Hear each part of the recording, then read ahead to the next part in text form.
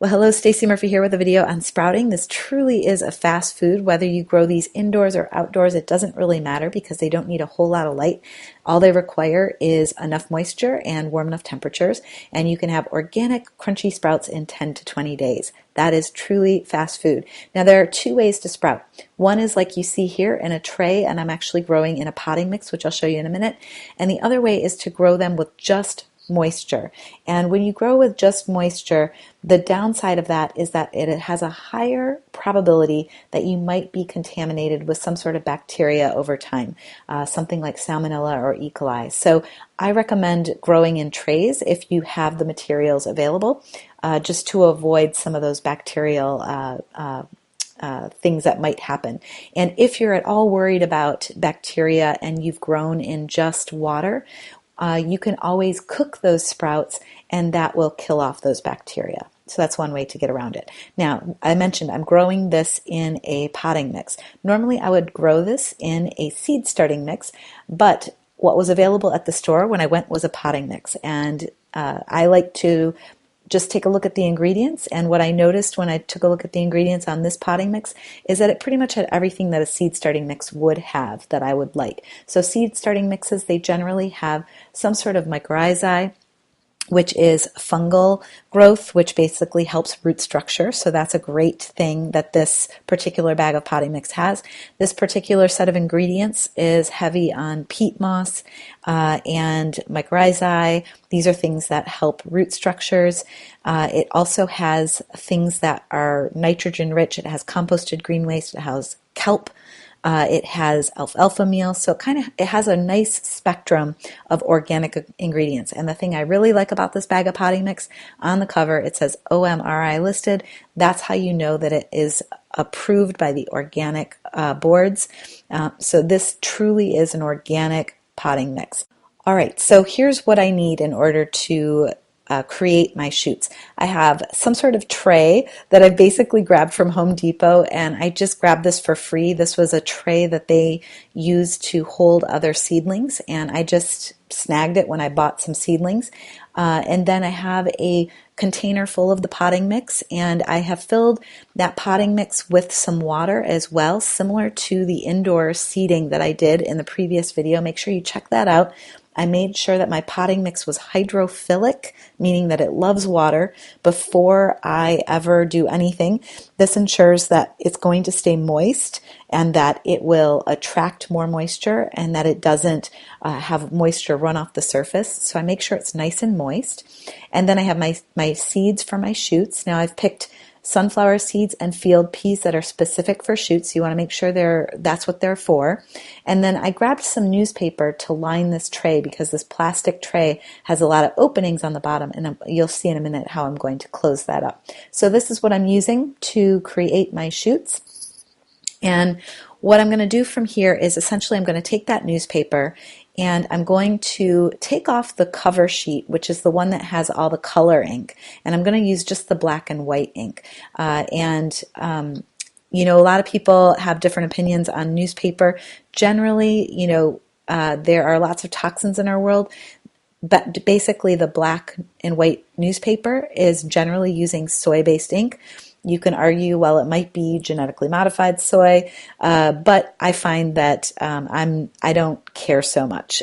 This is going to be at the bottom of my growing mixture, and it's really not going to touch my food, so I'm of the persuasion that it doesn't matter so much. So I'm just going to line the bottom of my tray with this newspaper, and what that's going to do is that's going to hold in my potting mix because there's all those openings. So the reason why I'm doing this is I got this container for free. So this means that so far I've spent no money, right? The newspaper I got for free, the tray I got for free, and I have a free container to grow my sprouts in. Now I'm going to use the potting mix, the hydrophilic potting mix, the moist potting mix. I'm just going to dump it in, and I'm basically looking for about 1 inch to 1.5 inches of potting mix to cover the whole bottom. And if I don't have enough that I've already pre-mixed, then what I'm going to do is I'm going to go and I'm going to pre-mix a little bit more, and I'm going to come back and I'm going to add this to the bunch as well. And I just want to make sure that that whole bottom is covered well. All right, so I'm spreading it evenly. I'm making sure that it's semi-flat. I'm not being too precious. I'm firmly pressing down, but I'm not pressing down really hard so that this mixture is nice and loose still and light, because those sprouts, they want to grow roots, and those roots need some air. So how do I know that it is about an inch deep? Well, from my top of my thumb to my first knuckle is about an inch. So I'm going to stick it in and look at that. It goes up to about my first knuckle. So that means that I'm about an inch deep. So if it were to go up to my second knuckle, then that would be 2 inches, but it only goes up my first knuckle, so it could be anywhere from my first knuckle to my second knuckle, and that would be deep enough. All right, so here are my field peas, and I happen to get them from Johnny's, and basically I'm just going to dump them into a container that makes it easy for me to spread them. I could have pre-soaked these and let them sprout in water, but I decided to just do this dry, just to make it hard on myself. So you can choose to soak them if you like, and get them basically pre-started before you do this process, but you'll see here that you don't have to do that. So I just basically am spreading them out, and you'll notice how densely I'm spreading them. I'm basically covering all of the potting mix with these seeds. I want to grow them nice and thick. I want to use every last little square millimeter, square, inch of soil. So, and if there's any that are stacked on top of each other, now I'm just spreading them apart so that they all have space on top of the potting mix. All right, and then once I have completed that, then what I will do is I will grab my other seeds. So I just happen to know that for this tray, I would not fill the whole thing with one seed, so I picked 2 different seeds. And my other seed that I picked was a sunflower seed, also from Johnny's. And again, I'm just going to dump it into a container that makes it easy for me. I could have just dumped it right out of the bag, but I find it easy to pour when I have a spout. And so I poured it into a mixing cup, and then basically I'm just going to dump this on top of the potting mix. And you'll notice again, I'm trying to spread them pretty evenly and cover every last little millimeter of soil. And I'm not perfect, of course, and sometimes there's some that are stacked on top of each other, and sometimes they're farther apart. So I will come back over the top and fill in any gaps that I left, and just get as close as I can to spreading them out evenly. Now you'll notice that I used less sunflower seeds than I did peas to fill the area, and even though the sunflower area is larger. And the reason being that the sunflower seeds really have a larger surface area, and so they take up more space, so you'll find that you use less of them per square inch. Okay, so now that they're all pretty much laid out, I want to make sure that those seeds get moist, good and moist. Now if I were to take my wand, my hose, and to spray it right up close, what do you think would happen? Well, basically, I would hit the nozzle, and all that dirt would fly up into the air, and the seeds would fly every which way. So I'm going to back up a good couple feet, and I'm going to spray these seeds very evenly with my hose, and I'm going to rain down very lightly so that I don't disturb the soil. And so basically, I'm going to take my wand and I'm going to go back and forth evenly. I'm going to spray beyond the edges. I want to make sure that everything's watered evenly, and to do that, you have to water out beyond the edges. Otherwise, the edges don't get enough water. Now, from there, I'm basically going to wait another 10 days for my food to start to grow. And so what I start with is covering my shoots up, because basically these are seeds. They want to be underground. And so what I'm going to do is I'm going to take another tray, and you can see here the other tray that I used also has the holes in it. And then what I'm going to do is I'm going to take that tray, I'm going to cover it with newspaper the same way I covered the other one.